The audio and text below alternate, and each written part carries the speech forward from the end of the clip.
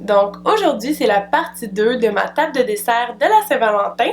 Si vous n'avez pas vu la partie 1, je parlais de comment je fais une table de dessert. Vous pouvez aller voir la vidéo en cliquant sur le lien juste ici. Aujourd'hui, je vais plus vous montrer comment j'ai fait les décorations pour cette table de dessert-là.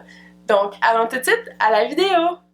Le premier DIY est vraiment simple. Vous avez seulement besoin de paille et de cœur autocollant. Vous collez le cœur sur la paille. Et voilà, vous avez des belles pailles de la Saint-Valentin!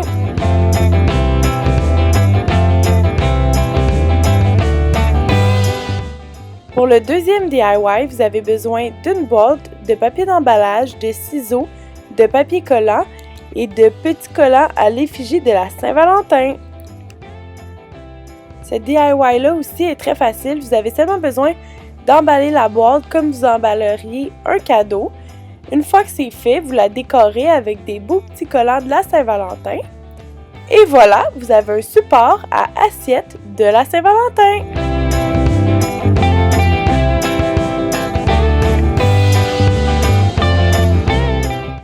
Pour le troisième DIY, vous allez avoir besoin de cordes, de papier mousse en forme de cœur et de colle chaude.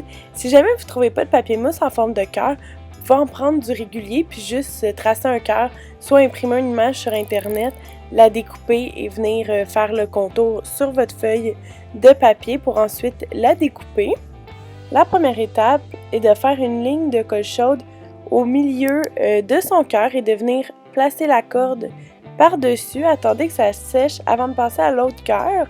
Puis vous pouvez alterner les couleurs si vous avez plusieurs couleurs. Ensuite, vous continuez comme ça jusqu'à temps que vous ayez assez de guirlandes. Puis, et voilà, vous avez des belles guirlandes de la Saint-Valentin!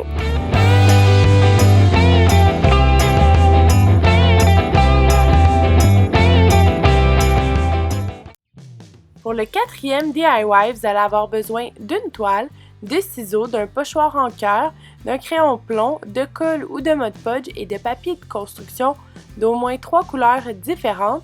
Pour rester dans le thème, moi j'ai pris blanc, rose et rouge. Ensuite, vous venez tracer des cœurs sur votre papier à l'aide de votre pochoir. Moi j'en avais pas, donc j'ai utilisé un moule à biscuits. Une fois que vous avez tracé plusieurs cœurs, vous venez les découper. Vous allez en avoir besoin d'environ une vingtaine, si c'est pas plus, de chaque couleur. La prochaine étape est de venir tracer un cœur sur votre toile à l'aide de votre crayon au plomb. Ensuite, vous êtes prêt à commencer à coller les cœurs. Vous prenez un cœur de la couleur la plus foncée. Dans mon cas, c'était le rouge. Donc, on le plie en deux. Ensuite, on vient appliquer de la colle dans le pli extérieur et on vient le coller sur la ligne. Pour la première couleur, ce que j'ai fait, c'est mettre des cœurs sur le contour du premier tiers. Ensuite, je suis venue remplir l'intérieur.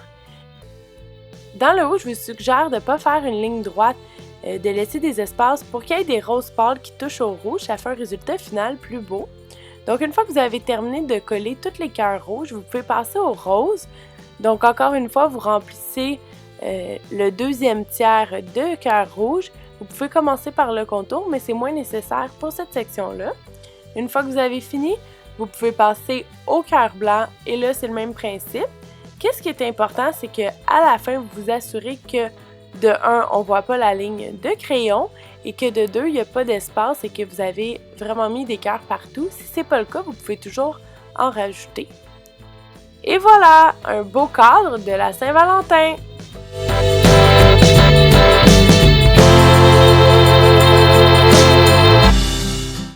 Pour le cinquième et dernier DIY, vous allez avoir besoin de papier de soie, de ciseaux, de papier collant, de tape à peinturer et d'un bâton de bois. La première étape est de couper 3 lanières de papier de soie.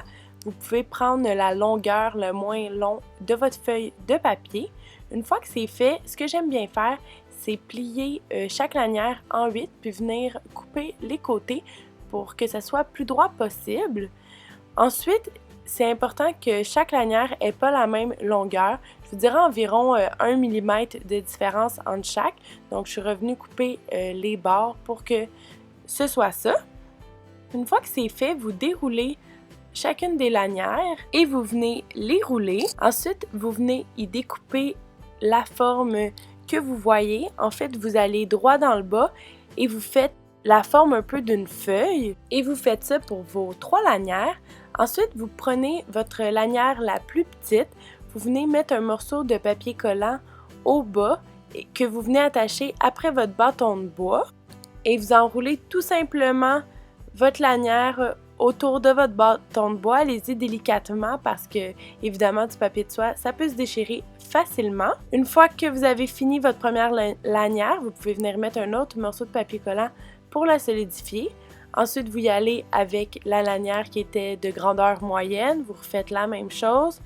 Et pour finir, vous refaites encore la même chose, mais pour la lanière qui était la plus grande. Ensuite, vous pouvez retourner les feuilles de votre fleur une à une, très délicatement parce que la première fois que je l'ai faite, je vous avoue que j'ai brisé plusieurs feuilles, donc soyez très délicat. Une fois que c'est fait, vous pouvez prendre le tape pour venir entourer le bâton de bois.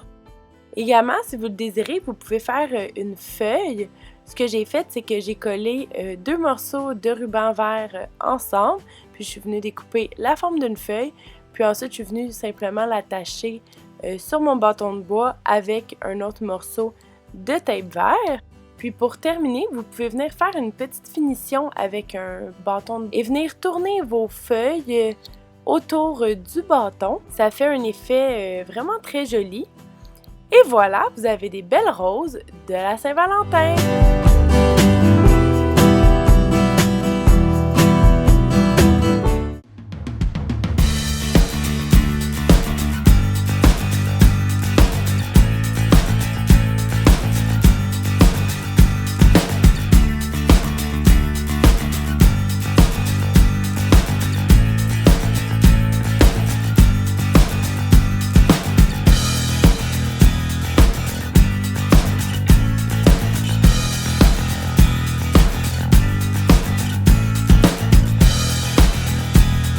Merci d'avoir écouté ma vidéo, j'espère que vous avez aimé. Si oui, vous pouvez me laisser un beau thumbs up.